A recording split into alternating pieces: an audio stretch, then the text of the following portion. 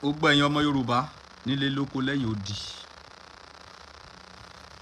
ẹ ṣe àláìfò yìí ṣé rí ilé ayé tá a wà yìí kò le o very simple àwa là ń mú ilé ayé le gbogbo ẹ̀yin ọmọ mi tẹ́ wà ní Asan Rock ẹ bá mi bá Jagaban sọ̀rọ̀ Tinubu wípé kó fi Nnamdi Kanu sílẹ̀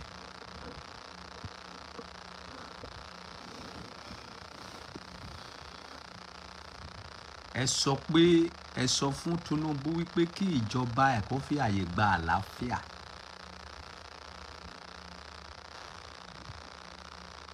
wọ́n fi Nnamdi Kanu sílẹ̀ kó máa lọ sílé láyà àtàlàáfíà.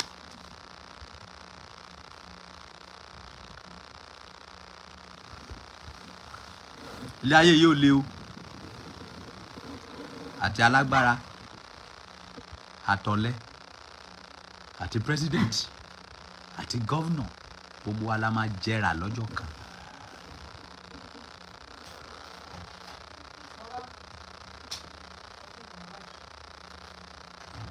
ẹ bá wa sọ fún Tinubu pé kó fi Nnamdi Kanu sílẹ̀ kó máa lọ sílé.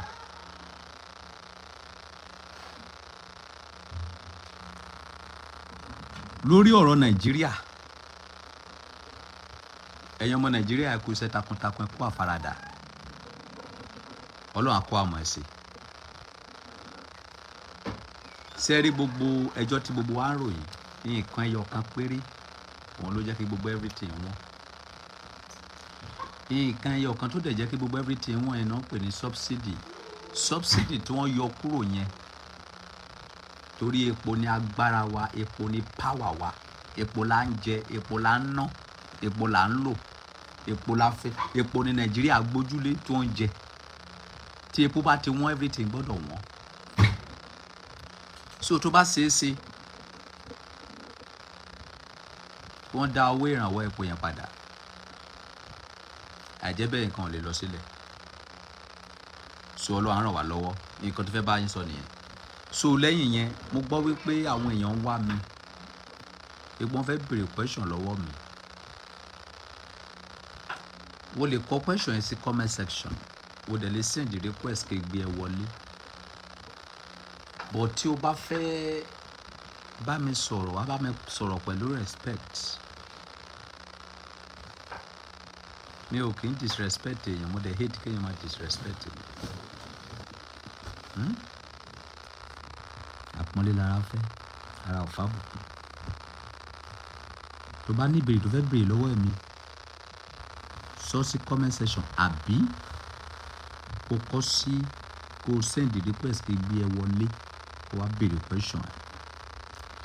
question number 1 ló sọ wípé Mohammed Salah ó ní I won't give you woman for Ghana ọba send the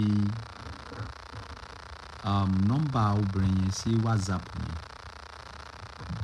0821 34 27 6756 gbogbo gbé wọn wá pàtó àbá máa wo question bẹ́ẹ̀ because ó ṣe é ṣe kí lè má lọ sókè ó ṣe é ṣe kó ń bèrè question mi níbẹ̀ kí má rèé bí wàá máa wò wàá máa ka question yẹn fún mi iṣẹ́ tó fẹ́ ṣe lé mi ni yes because mi ò mọ nǹkan tó ṣe comment lè kó pump so tó bá rí question níbẹ̀ wàá máa kà wàá máa dá wọn lóhùn one by one so ẹni tó bá dẹ̀ mọ̀ pé òun fẹ́ wọlé wá wo free láti wọlé wá sókè wàá send request tí o bá mọ̀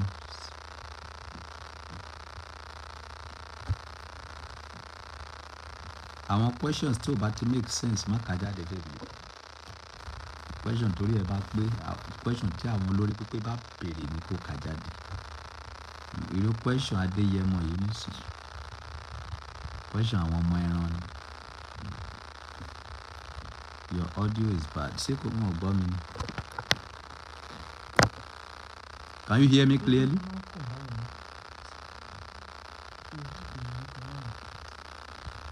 ó ṣe kùn náà kí ló máa ń kùn nínú tàbí fáànì òkè yìí ni ìgbéra pa náà.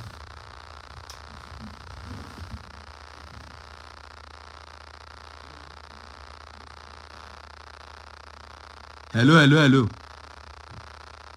Ó sì ṣe bẹ́ẹ̀. Hello.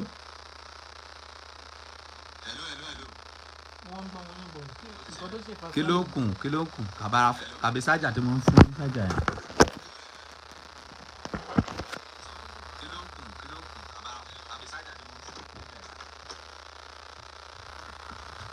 Hello.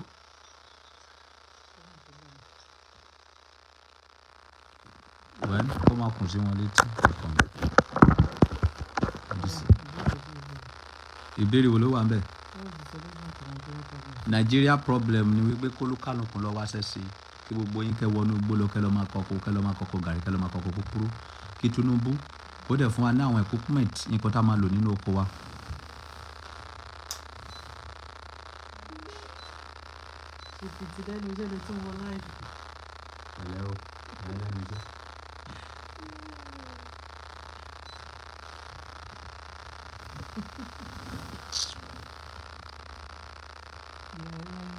Ṣé question tí wọ́n ní kó kà ní? So question ta ló tún ní question níbẹ̀? Time is going. Ìgbòho is okay. Kò sí nǹkan tó ṣe Ìgbòho wà lákọ.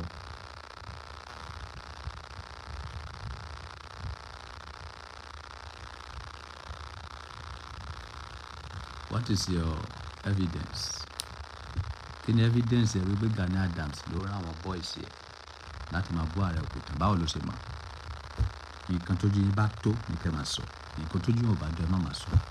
Bíbélì sọ pé ẹ jẹ́ ká wádìí gbogbo dájú ká lè mẹ́lẹ̀ tí ì ṣe títọ́. Question: ṣé wọn ò mọ bó ṣe send request ni? What is the meaning of Yoruba? Yoruba? I don't know the meaning. Yeah. Yo, metuma Yoruba. Abbas, what can you say about Sunday Igboho? Come on, say for you, Lord.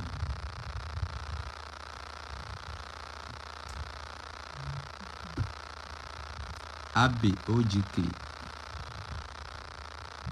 Ẹni tó bá ti rí ẹ ti mọ̀ pé rọ́bọ̀tì ni. So tí òfin bá de Kanu. So tí Tinubu bá fẹnu sí, wọn lè tú sílẹ̀. Ẹranko, ọmọ tí ò lọ́pọlọ, ọmọ tí ò lẹ́kọ̀ọ́. Àwọn wo ló fi, àwọn wo ló ṣòfin, kì í ṣèyàn ló ṣòfin. Àwọn wo ládájọ́ tó wà níbẹ̀. They are not a human being. So tí Tinubu bá fẹnu sí wípé ó yá, ẹ jẹ́ ká gbé ọ̀rọ̀ arákùnrin yẹ̀ wò, ẹ jẹ́ ká yẹ̀ wò, ẹ jẹ́ ká fi sílẹ̀, ṣé wọ́n ní fi sílẹ̀? Tó pa èèyàn ní Abuja ni. Sórí gíran bóyá robot.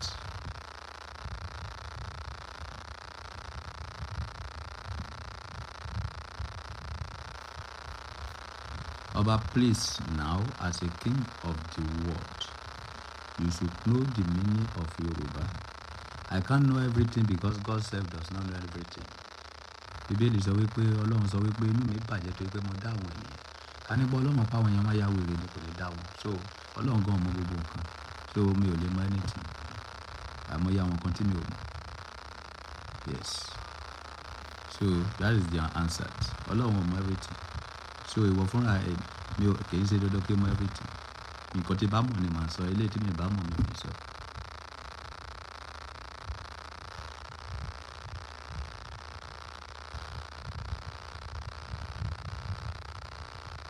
Ẹni tó bá pè mí ní òsínwó gbọ́jọ́ kú ẹ̀ ní.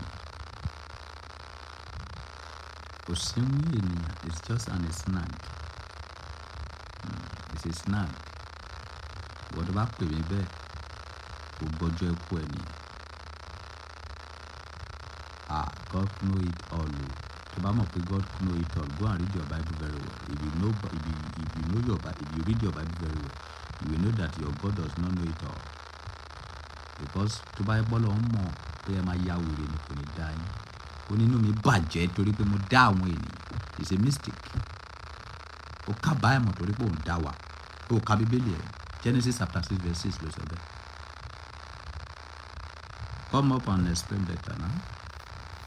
But ṣé wọ́n mọ̀ bó ṣe very send the request ni? Kàbí wọ́n mọ̀ bó ṣe kò sí anybody.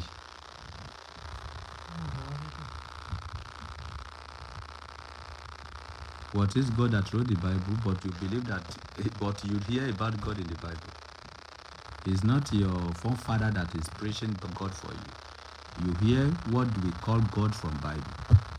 It's God that tell you about God. It's Bible that is tell you about God. Man,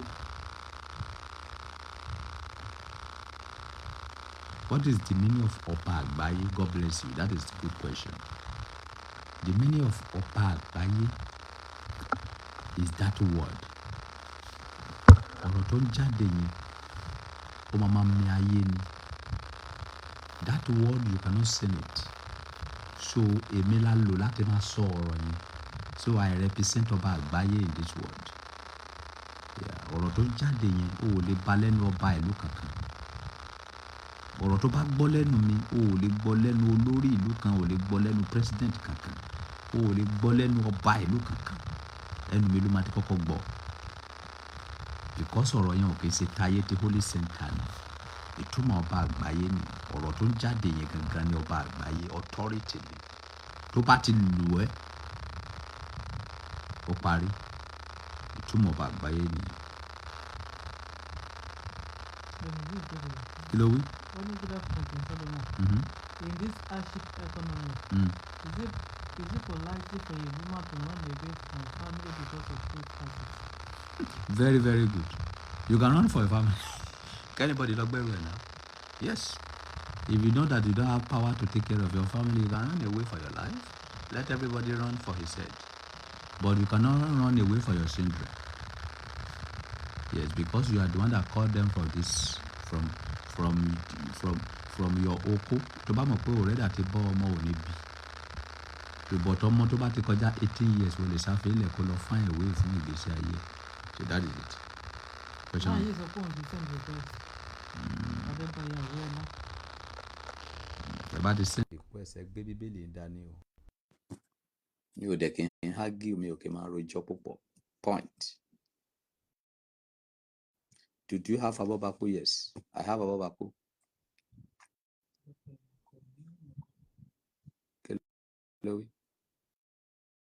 What is the meaning of AGBAYE? Ó fẹ́ kọ́ Ifá ní ẹ̀wà sanwó fún yẹn. Ọba o. Ẹ káàbọ̀. Ọba o. Ọba Àgbáyé. Mo kí yín o. Ṣé àlàáfíà ni? Àlàáfíà ni ọba. Mo máa ń fìlì yín. Ọlá fún yín ní ìmọ̀ sí. Ọgbà àtìmọ́ yín ò ní parẹ́ sà. Ìkan tí a ń sọ bọ̀kẹ́ tó wá sókè. Yes sir. Ẹni gẹ́gẹ́ bí Ọba Àgbáyé pé mo gbọ́dọ̀ mọ Yorùbá, mo gbọ́dọ̀ mọ ìtumọ̀ Yorùbá rí. Bẹ́ẹ̀ ni sà. Wọ́n sọ wípé Ọlọ́run fúnra ẹ̀ ò mọ gbogbo nǹkan. Okay sir. According to the Bible. According to the Bible. Inú Ọlọ́run bàjẹ́ torí pé òun dá àwa ènìyàn. Okay sir. So ká ní pé Ọlọ́run mọ̀ wípé àwa èèyàn máa ya wèrè báyìí sọ máa dá wa ni. Okay. Mo fi owó àtọmọ àti ipò yín mo fi dín in rẹ̀ sà. Okay. Tẹ́ bá ní Ọlọ́run mọ gbogbo. The same Bible said God is Alpha and the Omega. He's the all-knowing God. He's the omnipresent, omniscient, omniknoweth. Thank you, sir. It's God that gave all those prophets the inspiration. The word of God came as inspiration, not that God wrote it himself. Tebania, ìwọ ọmọ mi o, torí ọmọ yín ni mo jẹ́, based on age yín, 236 years old. So mi ò lè bá yín argue yẹn, sir. Now, Tebania, ìwọ arákùnrin mo gbéṣẹ́ báyìí fún ẹ, àbí mo ní inspiration báyìí, lọ bá mi ṣe nǹkan báyìí, màá fi tèmi kún gẹ́gẹ́ bí ènìyàn, true or false. Tebania, lọ bá mi kọ́lé báyìí, àmà ní ọ̀gá, ilé tẹ́ni bá yín kọ́ yìí, mo rò pé ká ṣe báyìí, mo ti fi tèmi kún, àbí mo ti fi tèmi kún. So, okay. Saying. Nǹkan tẹ́ trad sọ ni wípé inú mi bàjẹ́ torí pé Ọlọ́run dá àwọn èèyàn ló fi kún àbí. I want to believe so, sir. Okay. But àwọn ibi tó sọ wípé Ọlọ́run mọ ìbẹ̀rẹ̀ ohun gbogbo ó sì mọ òpin gbogbo Ọlọ́run fúnra ẹ̀ ló sọ yẹn. Ọba Ọlọ́run kan ló sọ. Ẹ jọ̀ọ́ ẹ má gbà wá, ẹ ń gbà wá, ẹ ń dòpò wá. Sẹ́rí tí ó bá ti good Ọlọ́run ló sọ yẹn. No, God created evil and good. Ọlọ́run dá ohun gbogbo. Ó sì mọ ohun gbogbo. Ó dẹ̀ lè ṣe ohun gbogbo. mi ò tí ì yé yín. Okay. bá ti go against ọlọ́run àbí jésù àwọn ènìyàn tó kọ̀wé fúnra wọn ló fi yẹn kún ṣùgbọ́n ibi tó bá ti pọ́n ọlọ́run lé àti jésù àwọn ènìyàn ọlọ́run fúnra ẹ̀ ló kọ̀yìn àwọn spirit gidi ló kọ̀yìn, am I right? You are right. So it's not supposed to be like that. ṣé ẹ rí ọlọ́run fúnra ẹ̀ Okay. ọlọ́run tèmi mọ̀ ni mi ò sọ lè táwọn èèyàn mọ̀ o. Bẹ́ẹ̀ni. kò dínà pé òun kọ́ lòun dá ibi. Of course. Bíbélì jẹ́ kó yé wa wípé ẹ̀mí búburú láti ọ̀dọ̀ olúwa bà lé Sọ́ọ̀lù. ọlọ́run wípé ẹ̀mí búburú ò sí lọ́dọ̀ òun. ṣùgbọ́n lónìí all the Christianity believe that tí èèyàn bá ń gbẹ̀mí ẹ̀mí sètánì ló ń gbé ẹ̀mí tó wà lára sètánì ta ló ń gbé. Ló ti wá. tó gbogbo ẹ̀mí tó wà láyé pátá ọlọ́run ló ní. Ọlọ́run ló ìwọ tí ẹni bá ń gbéra ga tọ́lọ́run bá fẹ́ díì pẹ̀lú ẹ̀.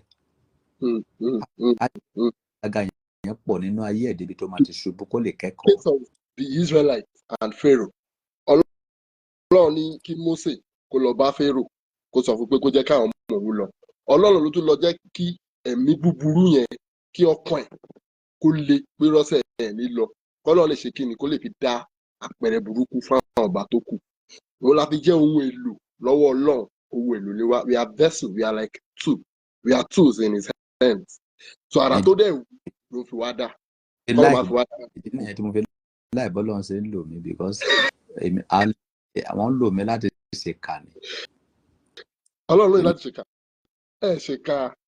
èmi máa ń ṣe kà ní. Ẹ ṣèkà bá ìrọ̀lẹ́ pa ẹ ṣèkà. Ẹ tó máa ń ṣèkà kò ní fẹ́ ìlọsíwájú ọmọlàkejì ẹ̀. Kò ní máa yẹ ọmọlàkejì ẹ̀ lọ́pọlọ pé ṣe báyìí gbígbèsè báyìí. Ọlọ́run kan nìyí tẹ́ bá mọ̀ tẹ́ bá mọ̀ ni. Ó ní pàṣẹ kú láyé àwọn èèyàn kan.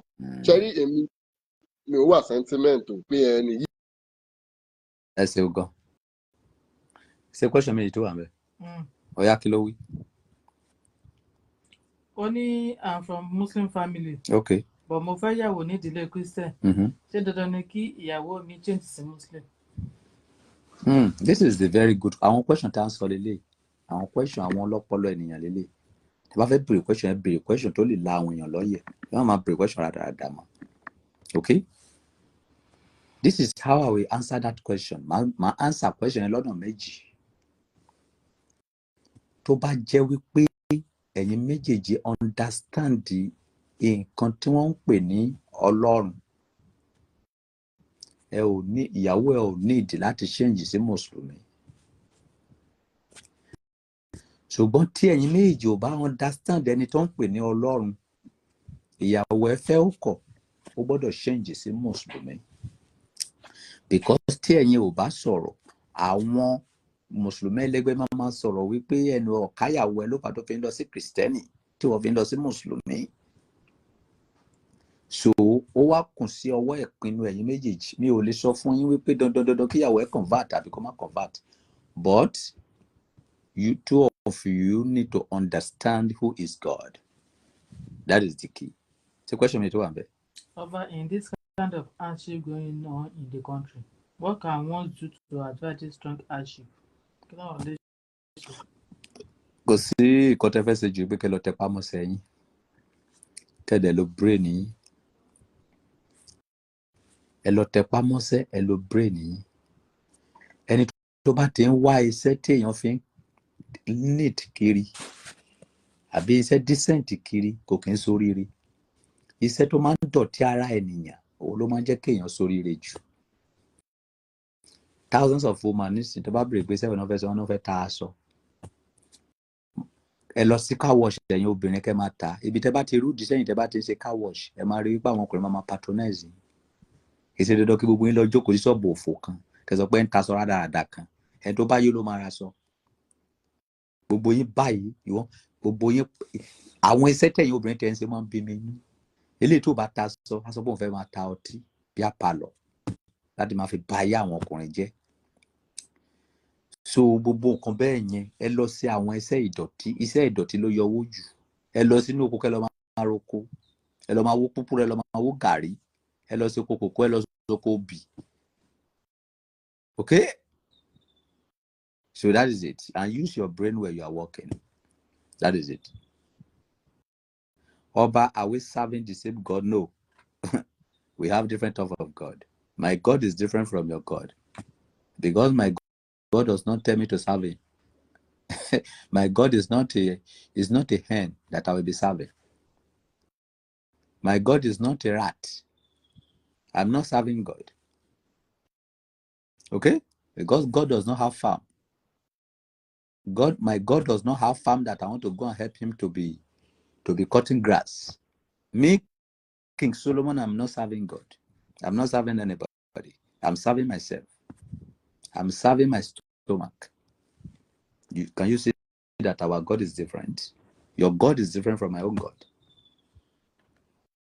So what I understand about God is different from your own. So that is it. When you see me in the church, I go and dance and I go and give somebody money. I'm not go there to go and serve God.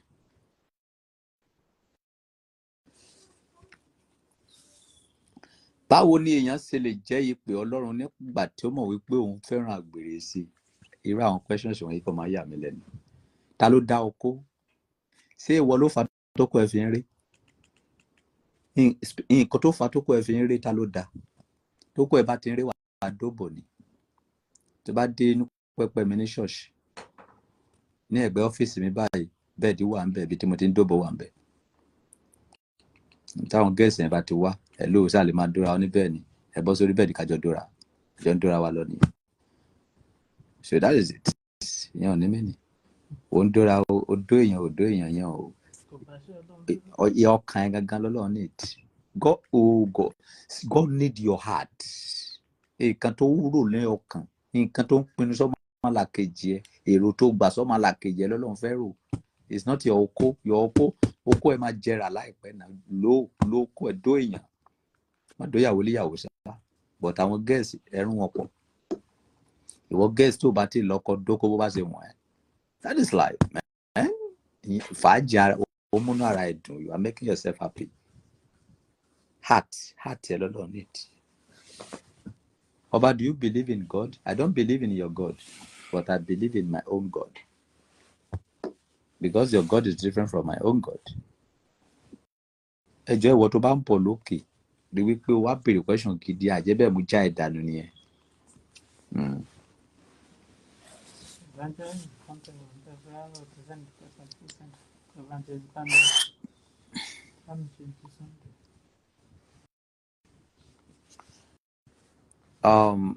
Ẹ̀yin tẹ́ fẹ́ béèrè question yìí, mo bẹ́ẹ̀ ṣe lè send request ni. Ó yá náà. Ṣé ẹ̀yin tẹ́ fẹ́ béèrè question ti tán mo tún lọ nìyẹn, mi ò ráyè rédèrèdè o. Mo gbọ́ pé ẹ ń wá mi ní Facebook wọ́n fẹ́ béèrè question lọ́wọ́ mi nígbà tó ń fi wá báyìí. Mo máa like téyìn kankan bá rú èèyàn lójú kó béèrè lọ́wọ́ wa, a máa dá lóhùn. Tó bá mọ̀ pé o ní question, wàá send request, wàá béèrè, a máa dá ẹ lóhùn. Ayé yìí ò le, very simple. So ti tán.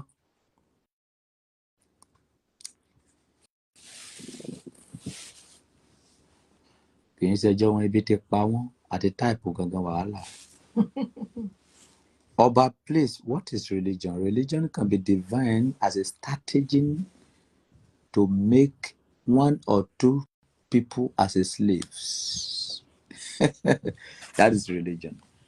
Religion can be defined as a strategy of make one or two, three people as a slave. That is the meaning of religion. Religion ẹ̀sìn àbí sí ẹ̀sìn la fẹ́ pè ní religion sí ẹ̀sìn ni. Ẹ̀sìn jẹ́ ọ̀nà àlùmọ̀kọ́rọ́ yìí tí àwọn ènìyàn ń gbà láti sọ àwọn aláìgbọ́n di ẹrú. Nígbà tí bá sọ fún ẹ nísìn wípé tí ò bá ṣiṣẹ́ fún Olúwa wípé ò ní rí ìjọba ọ̀run wọ̀, wípé o gbọ́dọ̀ sanwó ní ṣọ́ọ̀ṣì, ó béèrè lọ́wọ́ mi ká nípa orí ẹ pé ó yẹ kó bèrè lọ́wọ́ mi pé ṣé mo fẹ́ kó owó yẹn lọ fọ́lọ́run go ṣé mo fẹ́ kó owó yẹn lọ fọ́lọ́run ṣé Ọlọ́run fẹ́ gba owó yẹn lọ́wọ́ mi ni ṣé mo fẹ́ lọ bribe Ọlọ́run ni ó bèrè torí pé ọ̀dẹ̀ dìdìrín ni ẹ́ so that is it.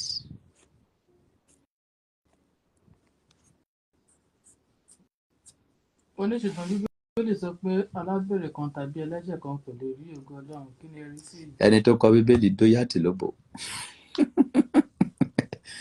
alágbèrè kan kò ní what of Solomon so yẹ kí Ọlọ́run máa bá Solomon sọ̀rọ̀ so yẹ kí Ọlọ́run máa bá Mósè sọ̀rọ̀ so yẹ kí Ọlọ́run máa bá Abraham sọ̀rọ̀ tó dó house girl yẹ you people you are deceiving yourself man so yẹ kí Ọlọ́run máa bá Abraham sọ̀rọ̀ tó yẹ kí Ọlọ́run máa bá Dáfídì sọ̀rọ̀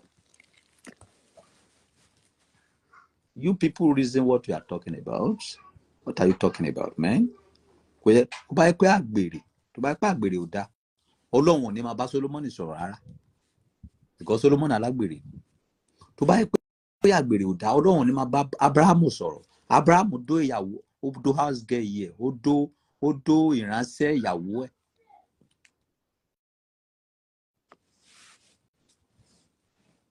question wo ni Adédèjì béèrè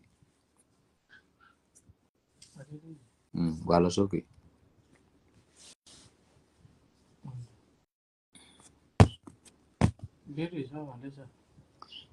Oba, a girl confirmed to me that he know how to spoil a man's life. He insisted he want to date me, but I ignored her because of her bad word. What can I do? That means your lack of knowledge. Irú èèyàn bẹ́ẹ̀ yẹn ló yẹ kó fà mọ́ra jù because ó sọ ọ̀tọ̀ fún ẹ. Wàá wá béèrè question lọ́wọ́ ẹ̀ wípé kí nìdí tó fi like kó máa ba ayé ọkùnrin jẹ́ ó máa rí sọ. Ó máa ní nǹkan táwọn ọkùnrin ti ṣe kó tó fẹ́ máa ba ayé wọn jẹ́. You need to learn from everywhere. Oh, you cannot run for evil because evil will not run. Even will not tell you that I'm evil. I like people that can hurt me with truth than the people that will make me happy with lying. So I hurt me, tell me the truth and hurt me. Irú àwọn obìnrin bẹ́ẹ̀ tí bá rí àdópa ni ó fẹ́ máa bá ayé ọkùnrin jẹ́. Oh, why? Kí ló ṣẹlẹ̀? Ara láyé sọ. Wàá lè kẹ́kọ̀ọ́ láti bẹ̀. Bóyá àwọn ọkùnrin ti ń promise ẹ̀ tẹ́lẹ̀ tí wọ́n mọ promise wọn yẹn ṣẹ. Bóyá gbogbo ọkọ tó ti ní ló ti ná lórí ọkùnrin tí ọkùnrin ò ṣe. Ó gbọ́dọ̀ deal pẹ̀lú àwọn ọkùnrin yẹn. Yeah, so you will learn from it. That is it. I am 236 years old. This is the third time that I will come to this world. About what does Satan do to God? Or did Satan no myself? I'm down alone in the Bible. What is the difference between God and Satan? When according to the story, gbogbo àwa tí a wà láyé ìyá ò lè sọ anything nípa Satan àti Ọlọ́run. But according to the nǹkan tí a kà ní Bíbélì sọ pé Satan gbéraga sí Ọlọ́run. But Al-Quran jẹ́ kó yé wa wípé Ádámù ló díjà láàárín Satan àti Ọlọ́run. So but gbogbo àwọn stories wọ̀nyẹn fake ni gbogbo story wọ̀nyẹn. So anybody kò lè sọ̀rọ̀. Ṣé ẹ jogún ìwà yìí lọ́wọ́ bàbá yín ni? Èmi ò tiẹ̀ mọ bàbá mi rárá tọ̀. Ọlọ́run ti ká ní pé mo mọ bàbá mi ni bóyá mi ló máa rán dáàdì mi lẹ́wọ̀n ṣe o mọ̀ ni. Èmi tó yẹ pé mo burú gan. Bàbá mi ti kú, mo wà ń kékeré tí dáàdì mi ti kú. Mọ́ mi náà mi ò jèrè ẹ̀. Mọ́ mi tètè kú ní kékeré. Ọlọ́run ti mọ ọkọ̀ tá a fẹ́ wá ṣe láyé. Èmi ló bá rán àwọn méjì yẹn lẹ́wọ̀n torí n bá fojú wọn kan màbò. Torí dáàdì mi my father is a pastor. Ipò bàbá mi ni mo jókòó sí. So ká ní pé mo bá bàbá yẹn láyé ni ó ṣeé ṣe kó jẹ́ pé mi ló máa rán lẹ́wọ̀n. Yeah. Because I don't tolerate, I like truth. Torí bí tó bá fẹ́ lọ gbá àwọn ènìyàn mi ló máa tú àṣírí ẹ̀ wípé ẹ̀yin ọmọ ìjọ má dáwó bàbá mi fẹ́ gbá yín ni. Go to battle. Don't be silly. You want to win. We are going to bring you a spotty. Ṣílẹ̀kùn takò dé pọ̀tẹ́ǹtà. àmọ́ kẹsàn-án lè nínú nǹkan tó kọ ó ní bíbélì sọ pé a máa gbà lọ́wọ́ ẹni tó ní àbí lọ́wọ́ ẹni tó ní fún ẹni tí ó ní. Is it kọ question ẹ̀ síbẹ̀. is it good for a married man to be fornicating ọba? Yes. Tí ìwọ obìnrin tó bá wà níbí mo fẹ́ fún yín ní key kan ó ṣe é ṣe kẹ́ má mọ̀ tí ọkọ ẹ bá ń dó ìwọ nìkan okó ọ̀ ní pẹ́ kò lè wà active. Ẹ lọ gbá ìṣàṣẹ béèrè lọ́wọ́ àwọn ọkùnrin yẹn eléyìí tó bá fẹ́ sòótọ́ ni o. Tí ọkọ ẹ bá jẹ́ pé ìwọ nìkan ló dó okó ọ̀ ní pẹ́ kú kò lè wà active. Ẹ lè gba odidi oṣù mẹ́ta nínú ilé kó má dùn ẹ̀. Wọ́n fún láyè kó lọ dóbò míì tó bá máa padà wá sílé ìdókùdó ló máa dùn ẹ̀. Òbò kan máa ń pa ọkọ ẹyọ kan fún àwọn ọkùnrin tó bá ti gbárìṣà ṣe rí o. Ẹ̀yin tẹ́ sọ wípé okó yín kú lénìí ẹ béèrè lọ ara yín òbò mélòó lẹ máa ń dó. Òbò kan tó bá ti ń dóbò kan okó ọ̀ lè last. Bí mo ṣe wà ẹ́ mo ń dó yantiyàn. Èkó tí mo lọ lọ́jọ́ mẹ́ta yìí òbò 7 ni mo dó ń bẹ̀. Bẹ́ẹ̀ni ìwọ ọkùnrin àwọn ọkùnrin tó sọ pé ó wà active lọ dóbìnrin mi kó wá padà wá sílé kó wá wo bókó ẹ máa ṣe lọ́n lé pápápápá okó nídìí rì níwà.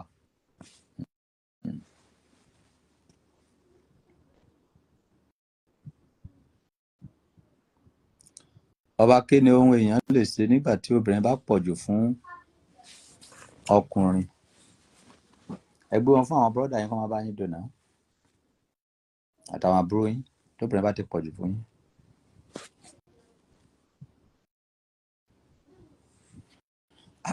Kí ni question tí mà ní béèrè? ó náà mo sọ pé ẹ gbé wọlé pé yóò send a request. Kò send the request síbi. aṣọ Ọba, why your viewers are not like where you first started? Torí pé mo ti ní ẹ̀ka tó pọ̀ ni.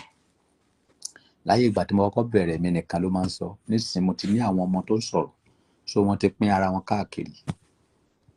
Ẹ mọ̀ yá àwọn ẹ̀ka tó ti tara mi jáde ni. Ẹ mọ̀ yá àwọn pásítọ̀ tó ti ń sọ̀rọ̀ bí ọba Solomoni ṣe ń sọ̀rọ̀. okay question ẹ̀ délé. Ọba, are you in support of Sunday Igboho Yoruba Nation or you are against him? About Yoruba Nation? Mm. When Ikodo said anyway, Yoruba Nation is very good, but I against the protocol. Yeah. Yoruba Nation, Oda Tabaligba, but protocol and me like. What is the protocol? Protocol anyway, when we are talking about Yoruba, it's not only Oyo, it's not only Ibadan. Say Yoruba mẹ́sàn-án ni wọ́n pe Yoruba. Yoruba mẹ́sàn-án kàbí Ìkálẹ̀ mẹ́sàn-án. Okay, Ìkálẹ̀ mẹ́sàn-án. So tí ẹ bá fẹ́ gbé ọ̀rọ̀ Yorùbá Nation kalẹ̀, ó ní ètò tí ẹ máa tẹ̀lé. Kí ni àwọn ètò náà? Ẹ gbọ́dọ̀ ní aṣojú sí gbogbo ilẹ̀ Yorùbá. Ẹ gbọ́dọ̀ gẹ́ẹ̀tì consent àwọn ọba ìlú kọ̀ọ̀kan nílẹ̀ Yorùbá. Tí wọn ò bá tí ì gbà kí gbogbo ìlú kọ̀ọ̀kan yẹn láti gba Yorùbá Nation tàbí kẹ́ ẹ ní aṣojú kọ̀ọ̀kan síbẹ̀ ẹ ò lè grant tiẹ̀ because bí ẹ ṣe grant tiẹ̀ yẹn ìṣe ló dàbí ẹni wípé ẹ̀yin nìkan ni Yorùbá wípé àwọn tó kù kì í ṣe Yorùbá. So mistake tó wà láàárín Yorùbá Nation yẹn. So but Yorùbá Nation dà tàbá lè gbà but the protocol for the processing ó wọ́ ó mẹ́hẹ̀. So that is it. ṣe rí comment on. Dani. ẹnu tí mo ka question ẹ̀. Kí ló wí? ó ní thank you ya Abigail send your account ya Abigail. Send account sí náà tẹ account ẹ sí comment section fún. ẹ̀yà question one bíbá ẹni tó ń béèrè nípa àgbèrè yẹn. ó ní I have question about fornication in your area. Once they see pastor that does fornication they will not like to come to his church. How do you do it over there? Ẹ lè fi mi wé anybody. Ẹ̀dá kan lè mi. Ọba Solomoni ẹ̀dá kan ọ̀tọ̀ ni. You cannot compare me with anybody. Ọba Solomoni gbogbo àgbáyé mọ̀ wípé man yìí olóòótọ́ ènìyàn ni. Nǹkan tí n bá fẹ́ ṣe ni mo ń ṣe. Nǹkan yìí mi ò kì í ṣe. Hello ẹ̀yin ọmọ ìjọ mi, mo máa ń dóbò o. Tó bá wùn ẹ́ láti lọ máa dóbò lọ máa dó. Tó bá dẹ̀ wùn ẹ́ wo lè stop ẹ̀. Tó bá lo mọ́gùn mi ò mọ̀ ń pa ẹ̀. But èmi máa ń ṣe. Ìdí tí mo dẹ̀ fi ń ṣe ni wípé that is what make me happy. You can do it, you may not do it. That is me. For you. But àwọn pastor yẹn, ìdí tí wọn ò fi lè lọ sí ìjọ wọn ni wípé àwọn máa sọ fún àwọn ọmọ ìjọ wípé àwọn kì í ṣe. Wọ́n á máa lọ sí ẹ̀yìn, wọ́n á lọ máa ṣe. Nígbà táwọn ọmọ ìjọba wá ká wọn, wọn ò ní trust wọn mọ́. So that is the difference. Gbogbo àwọn ọmọ ìjọ mímọ̀ ìpa alágbèrè ni mí. Kò jẹ́ bó bá lọ sọ fún wọn kò jẹ́ tuntun. But kò sí ọmọ ìjọ mi tí mo dórí. Chap! Kò sí ọmọ ìjọ mi tí mo dórí tí mo toast rí pé mo fẹ́ fẹ́. Bá fẹ́ ṣàgbèrè mi máa ń rìn sókèrè. But gbogbo ayé ló mọ̀ pé Ọba Solomoni ń ṣàgbèrè. So it's really different here because I respect myself a lot. Ọba, ṣé ó dáa kí a máa ṣe sàrà fún òkú àti pé kí ni àǹfààní tó wà ń bẹ̀? Kò sí àǹfààní kankan fún sàrà fún ṣíṣe fún òkú. Ṣùgbọ́n àǹfààní kan tó wà ní wípé ẹ ń bọ́ àwọn ènìyàn lọ́jọ́ yẹn tán. Sàárà ẹ kò wúlò fún òkú tó ti kú yẹn. Ó kàn wúlò fún àwọn tó wá jẹun níbẹ̀ lọ́jọ́ yẹn kó lè fún ọ lóúnjẹ ó tán. Bọ̀ kò wúlò fún ẹni tó ti kú yẹn. Oba, as an upcoming artist, if I want to invite you for a show to come and pitch this true word, how can I go about it? Just 2 million naira péré ni. Wàá dẹ̀ gba hotel. That is 2. Kí ló ń pè é? 1 suite ẹyọ kan pẹ̀lú 2 single room tí àwọn executive máa wà. 2 single room and 1 suite with 2 million naira. Wo ti gbé mi, wo ti rí mi nìyẹn, mo ti débẹ̀. Ó ti parí. Wọn kì í ná o. Tí èèyàn bá gba 2 million mi kì í kó nílé mi. Kì í ṣe pé ó máa san half tá a bá parí ká wá kọ́kọ́ sanwó mi complete ni. Déètì tó bá dẹ̀ ti dá yẹn tó bá ti yẹ owó ẹ̀ due. Déètì ẹ̀ yẹn mi ò ní téèyàn gbé 100 billion fún mi ò ní lọ. Sharp! Abigail! Oya, close the door. You are disturbing me here.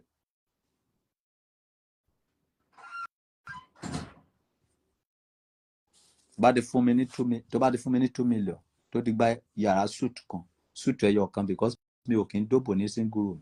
Mo máa ń dóbò láti pálọ̀ wọnú yàrá, láti yàrá wọ bedroom, láti bedroom wọ kitchen. Bí mo ṣe máa ń dóbò mi nìyẹn. Mi ò lè gba single room. Yes. So tó bá ti gba single room tó dẹ̀ ti gba 1 suite 2 single room pẹ̀lú 2 million naira. Wo ti rí mi gbàgbélé tó kù. Má tẹ dá lóhùn lẹ́ẹ̀kan yẹn nípa Sunday Igboho àti Yorùbá kìíní. Ó ní okay, but all the king are APC king. They are not selected by Oracle. So they won't want Yoruba nation to happen. When everything is gradually processing.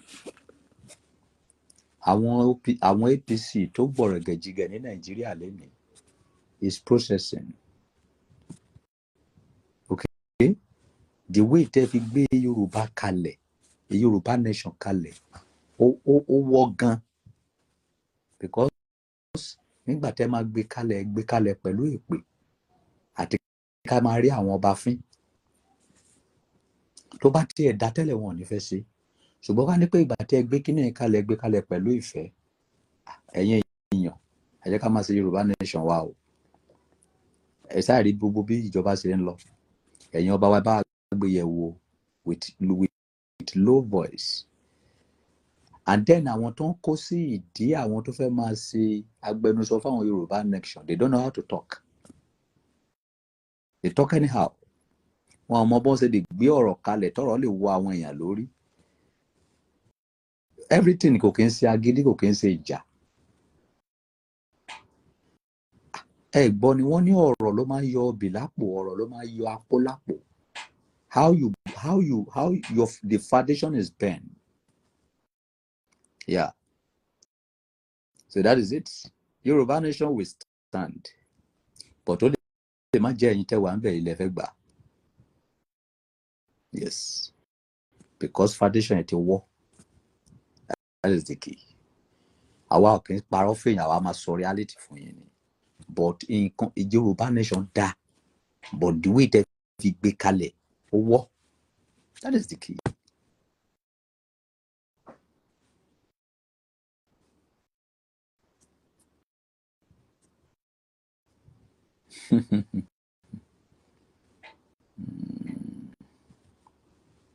Ẹnìkan ní, what can you say about Olúwo of Iwo that marry a Fulani to Yoruba land? Is that good? Well, that is a speech of hatred. Anybody can marry in anywhere. Ọba Solomoni kò ní jẹ́ bá yín lọ́wọ́ sínú tẹ̀bẹ̀lẹ̀kù àbí ọ̀tẹ̀. Ibi tó bá wọ́n ní kánukù ló ti lè married. Okay? Bàbá ọmọ ló lọ́mọ. Ilé bàbá ọmọ lọmọ ń lọ. Anybody free to marry anybody. Okay? I can't say that is what favor Oluwo of Iwo. You can marry anybody. So that is it.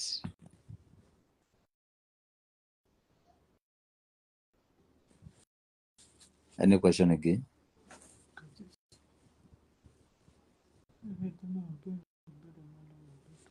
Oba, are you happy with what Tinubu is doing? What is Kini Tinubu say? What do you bá sọ ọkọ tí Tinubu ṣe fún mi kí Tinubu bẹ́ẹ̀ máa happy pẹ̀lú ẹ̀ bẹ́ẹ̀ mi ò happy pẹ̀lú ẹ̀.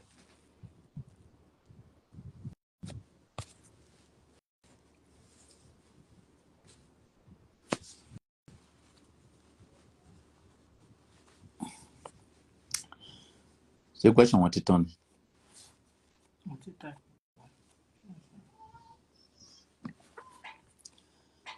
The question about the talk sọ.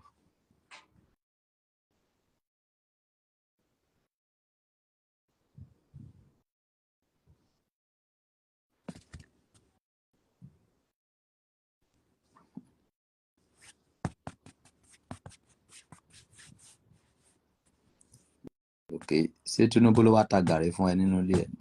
Àbọ̀ ló wá ta epo? Tinubu kọ́ ni problem yìí o. Èmi àti wọ́n ni problem ara wa.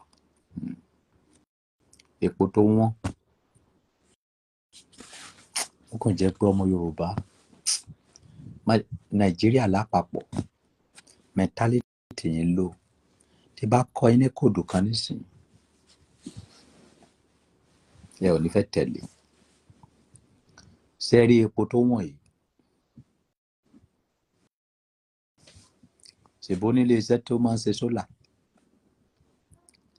Ẹsẹ̀ mọ́tò tó ń lo sólà jáde, another business níjọba fún yìnyín. Send your account Araba Ifaseo. Yeah, send tag Araba and send account number. So, ẹsẹ̀ mọ́tò tó ń lo sólà jáde. Ẹbí ẹ̀yin kọ́ lẹ́ ń ṣe sólà. But ẹ má gbowó púpọ̀ lé lórí kó lè ṣe é rà fáwọn èèyàn. Tí àwọn èèyàn bá ti ra mọ́tò tó ń lo sólà tó pọ̀ nísìnyí, epo gan já wálẹ̀ fún ara. Èbí torí pé láìsí epo àlè tán náà ò lè ṣe gbá ò lè ṣàwọ̀ àlè ṣe gbogbo.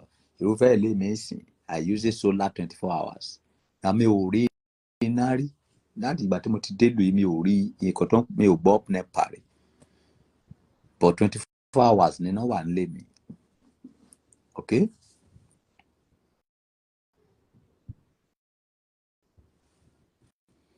Oba, do you believe in Godfatherism? Anything tó bá ti ní Godfather máa bàjẹ́ ni. Kò lè ní ìlọsíwájú. Godfather ẹ ló máa bá bàjẹ́.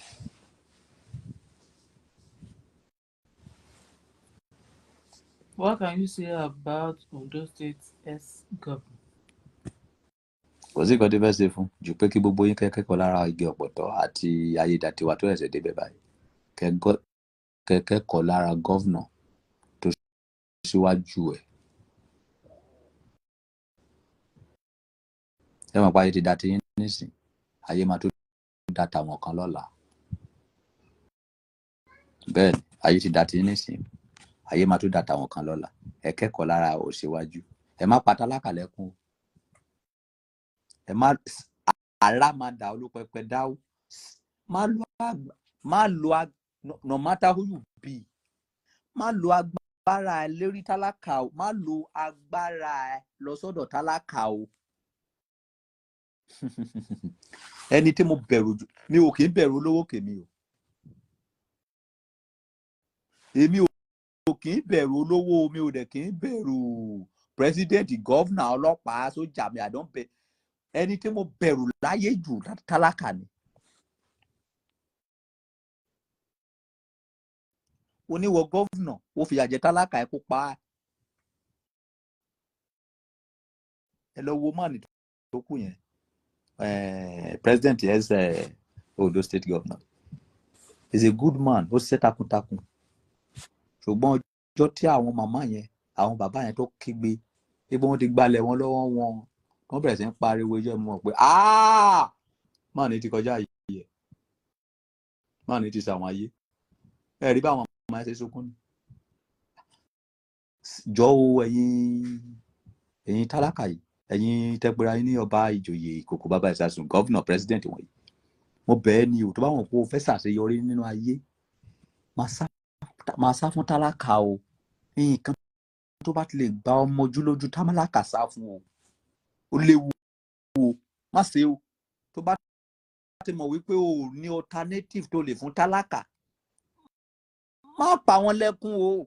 Bíbélì kọ kàrá, ó ní ẹnikẹ́ni tó bá pọ́n tálákà lójú, ó ní tó bá kígbe, ó ní tóun bá gbọ́ ló máa lọ sílùú náà, ló máa pa ìlú náà run. Má ṣe é. Tálákà ni mo bẹ̀rù jù láyé. Àwọn aláìní mi ò fi wọ́n ṣeré o, má ṣe o, no matter who you be, má ṣe o. Ẹ kẹ́kọ̀ọ́ lára igi ọ̀pọ̀tọ́, ẹ kẹ́kọ̀ọ́.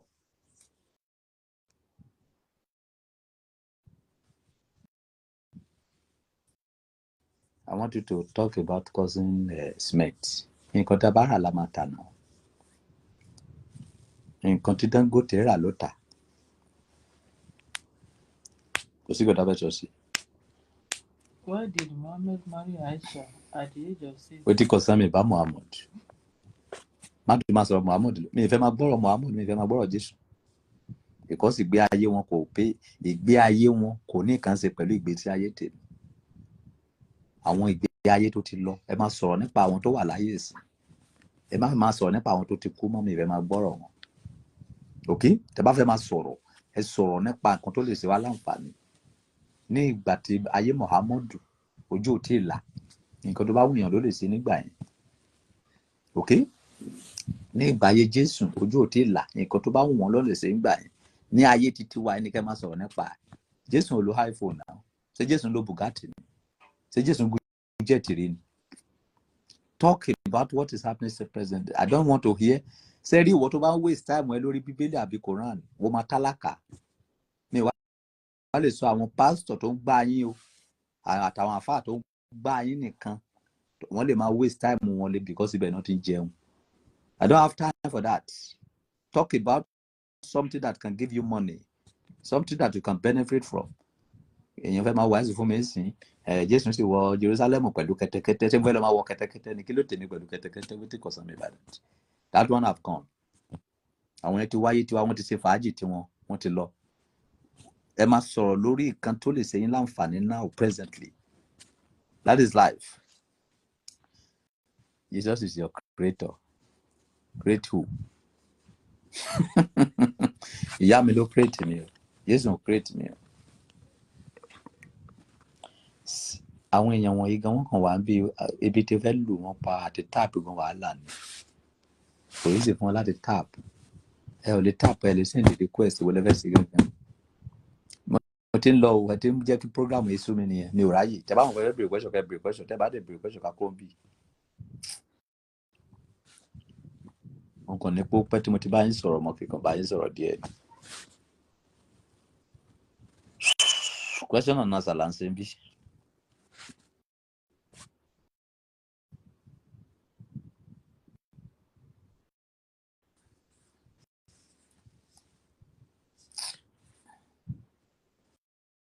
ẹ rí i pé ebi ti fẹ́ fọ́ ojú mi.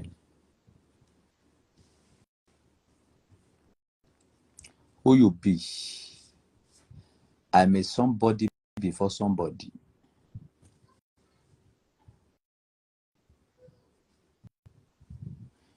Williams, ìyáláyà ẹ ló ń bá wí.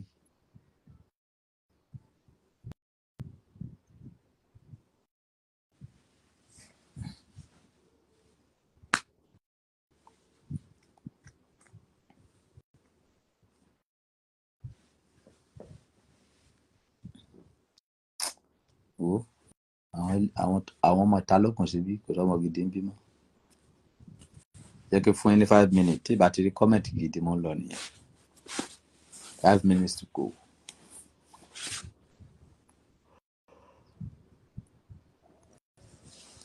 Kí ló dé tí ìgbéyàwó fẹnu túká lásìkò yìí?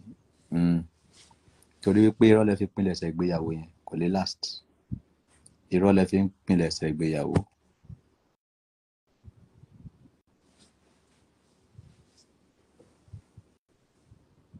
According to scripture. Kí ni tèmi pẹ̀lú bíbélì?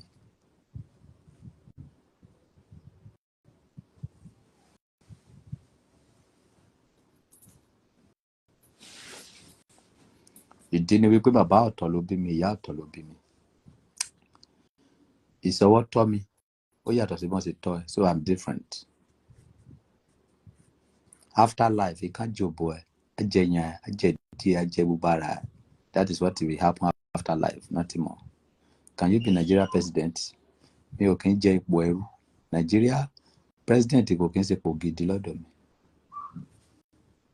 Ipò tó ní ipò àníyì níta má níyì nílé ni president ò mọ̀.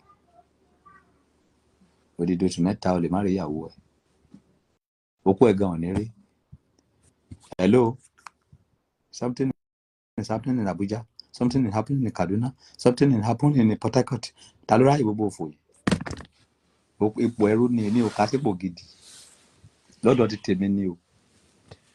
You don't have time for your wife, you don't have time for your children. Àwọn agbé oní àwọn agbé ẹrù gbogbo àgbáyé sórí for what? Ta ló ráyè gbogbo rádaràdà ẹ̀? What is my game? Where's Abacha? What I need is money. Nothing concern me about epo. Owó nìkan mo need. Have time for your wife, have time for your family, have time for your children. Ta ló ráyè epo rádaràdà? Èmi ò kì í lọ sí àwọn, mi ò like irú àwọn epo bẹ́ẹ̀. Ẹni tó bá láròjinlẹ̀ kò lè jẹ president. O lè jẹ governor kò gbé ló fẹ́ fi ṣe. O fẹ́ jáde lásán ariwo ni. Ìyẹn gan lè cause problem ni. O láriwo all the time. You cannot. O lè dá wà. Káwọn èèyàn máa fún mọ́ ẹ kiri, gbogbo àwọn tó fún mọ́ ẹ kiri wọ́n máa ní corona, wọ́n á ná àìsàn oríṣiríṣi. I don't like that kind of position. Mi ò gbàdúrà kọ́mọ mi jẹ president, mi ò dẹ̀ gbàdúrà kọ́mọ mi jẹ governor. I like normal, simple life. Àìjẹ governor wa gan tá bá fẹ́ kàrámọ̀ ipò tàwa wà yìí. Tá bá fẹ́ jáde wà máa gbọ́ wáù ta ló ráyè dáadáa. Wọ́n gbé Benz fún mi mo tà dànù. Wọ́n gbé Toyota, wọ́n gbé Prado fún mi mo tà dànù. Mi ò ráyè anything yan. No. Low life. Rédèrèdè. Our president is a good stage if you can do well. What is the meaning of well? So kí n máa do well, kí n máa tún ayé tiẹ̀ ṣe, káyé ìdílé tèmi máa bàjẹ́ àbí?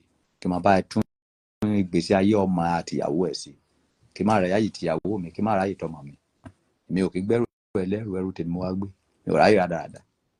It's heaven and earth true.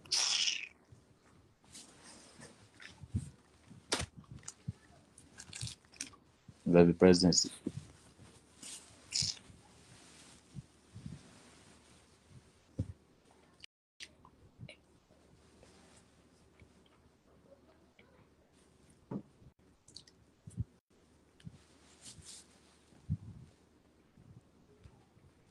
Ọba can you say on Sunday go for Yoruba Nation? Eléyìí kò kàwé kan kọ ìbò ni.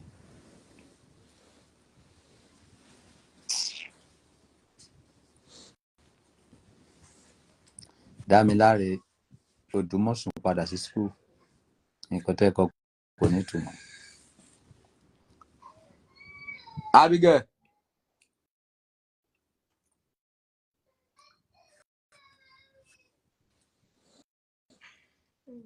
About how can we survive? Not how can we. You will say how can you? Tó bá lè wú gàrí, tó bá lè rún pọ́npọ́n, wá survive now.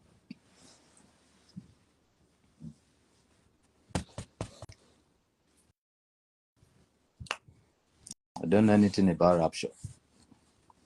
And I don't want to know anything about it.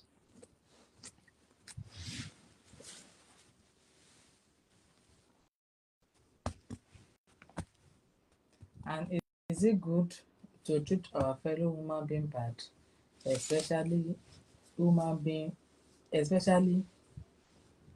those that treated us bad? Nobody treated you bad. You are the one that treat yourself bad. Okay? Say you learn Tinubu ní school ni. Nígbà tí bàbá yín àti ìyá yín rán yín ní school tẹ́ lọ ń sọmọ ìta kiri, tẹ́ lọ ń ṣe tout. Tó ń kọ́ yín ní iṣẹ́ pé kẹ́ jókòó síbi iṣẹ́, tẹ́ ẹ̀ jókòó síbi iṣẹ́. Who treat you bad? You are the one that treat yourself bad. Ṣé Ọ̀tẹ́dọ́lá lè sọ pé èèyàn kan treat you bad? Ṣé Dangote lè sọ pé èèyàn kan treat you bad?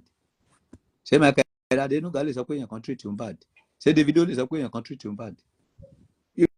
You are the one that treat yourself bad. Nobody treat you bad. Man.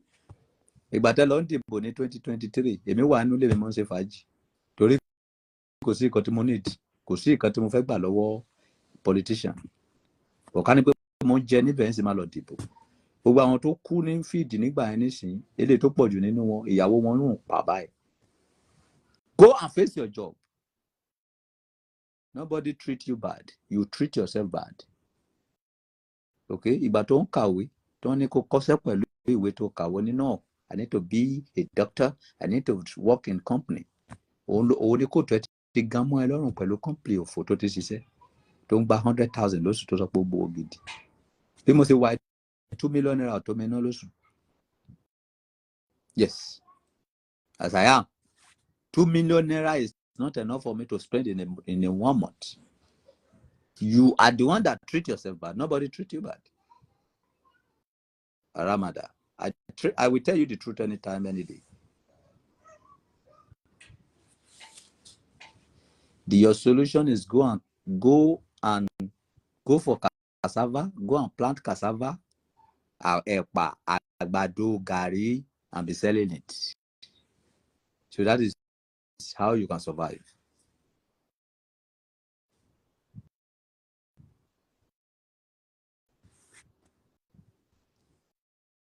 Do you know where you are going in the end of life? I don't want to know. Bible said I don't talk about tomorrow, talk about today. I don't want to know where they go tomorrow. So today, let's talk about today. And Aramada tranquility. Tomorrow is a scam. Nothing like tomorrow. Ola GPT. Tomorrow is a scam. Nothing like tomorrow because you cannot see tomorrow. If you are eager to know tomorrow, that means you are a fool because you cannot see tomorrow. Tomorrow is a scam. King Solomon says tomorrow is a scam. Nothing like tomorrow because tomorrow will be today. You cannot see tomorrow. So don't talk about tomorrow. Talk about today. I don't talk about tomorrow. I'm talking about today. So that tomorrow is a scam. Tell your labor that tomorrow is a scam. So that is it. Any question again?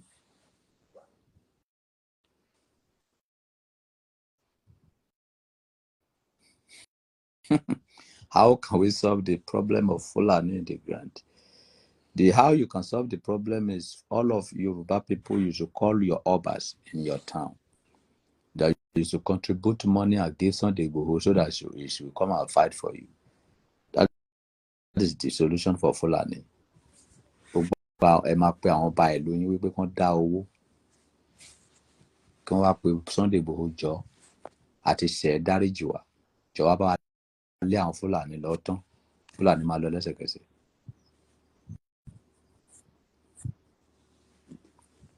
I cannot say anything about your religion leader. If you are a fool, your religion leader will be using you as a food. Tó bá jẹ́ dìdìrìn, pastor ẹ máa lò ẹ́ gẹ́gẹ́ bí arìndìn.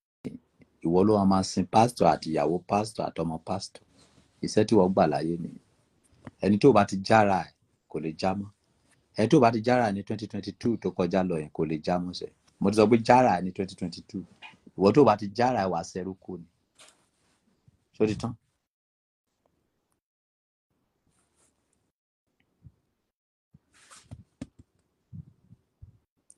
Tó bá ti mọ̀ wípé wọlé wa máa drum lọ́fẹ̀ẹ́ tó dẹ̀ ti lówó mọ́tò tó máa fi máa lọ go com go free. Wọ́n kọ́bọ̀ mi ò lè fún ẹ o. Kò sí nǹkan tó jẹ́ oògùn owó.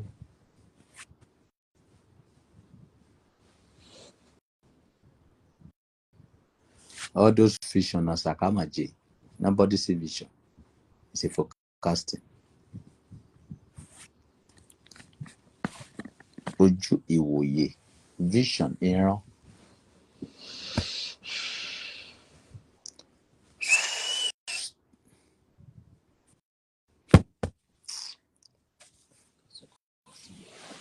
Question ti tán. Bye for now.